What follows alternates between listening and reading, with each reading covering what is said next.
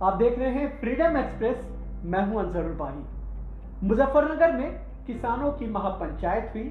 जाहिर है कि किसानों ने जिस बड़े पैमाने पर उस किसान महापंचायत में हिस्सा लिया, उसके बाद उनके हौसले काफी बुलंद थे।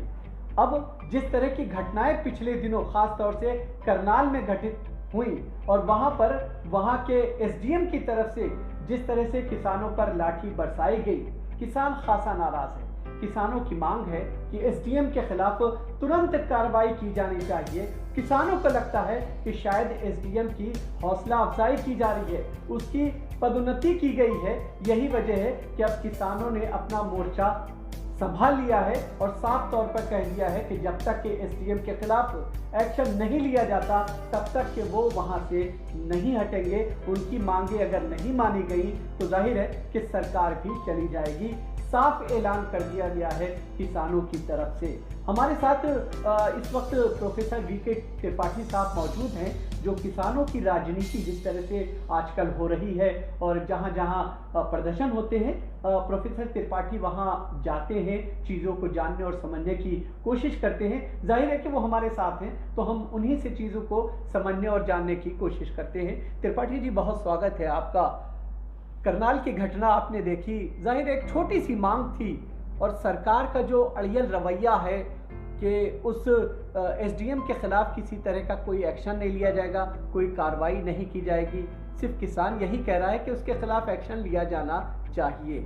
अब जिस तरह से चीज़ें हो रही हैं, किसानों ने एक नया मोर्चा वहाँ पर खोल लिया है, वहाँ पर बैठ गए हैं और ऐसा संकेत मिल रहे हैं कि आने वाले समय में शायद उनका वहाँ पर बैठना वो लंबा हो सकता है।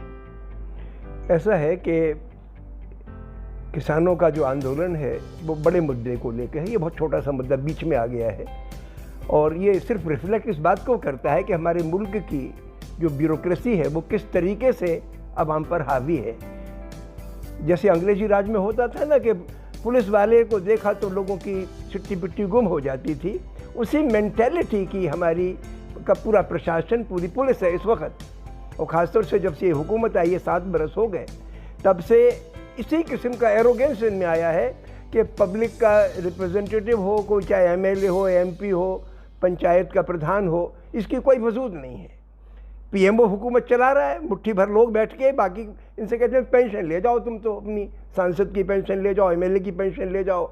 अब बोलो मत, बोलेगा तो पुलिस वाला बोलेगा, अधिकारी बोलेगा।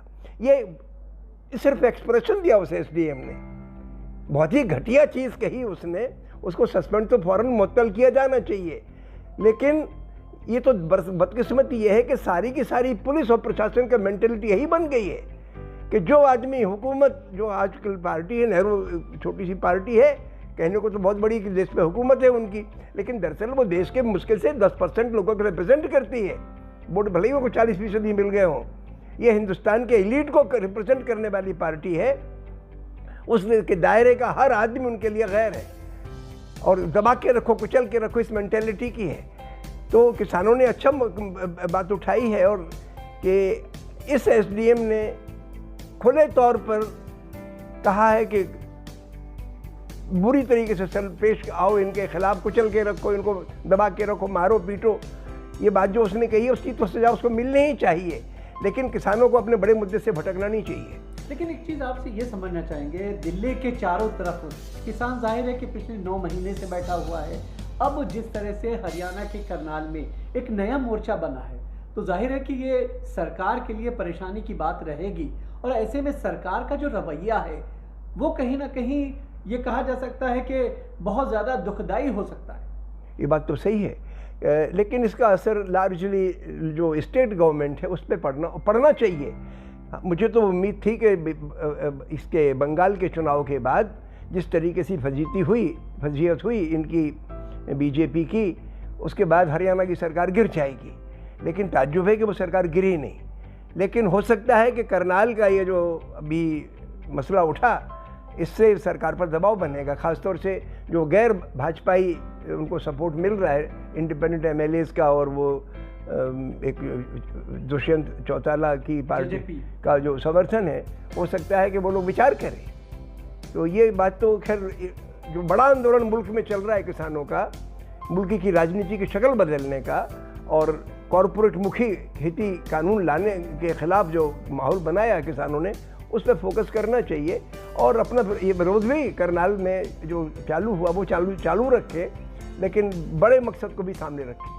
बिल्कुल, बड़े मकसद को सामने रखें। एक सवाल ये जानना चाहेंगे कि जिस तरह से किसानों ने एक मंशा अपनी जाहिर की है, उन्होंने कहा है कि अगर सरकार बात करेगी तो वो बात करेंगे या सरकार बात नहीं करेगी तो वो उसी तरह से बैठे रहेंगे।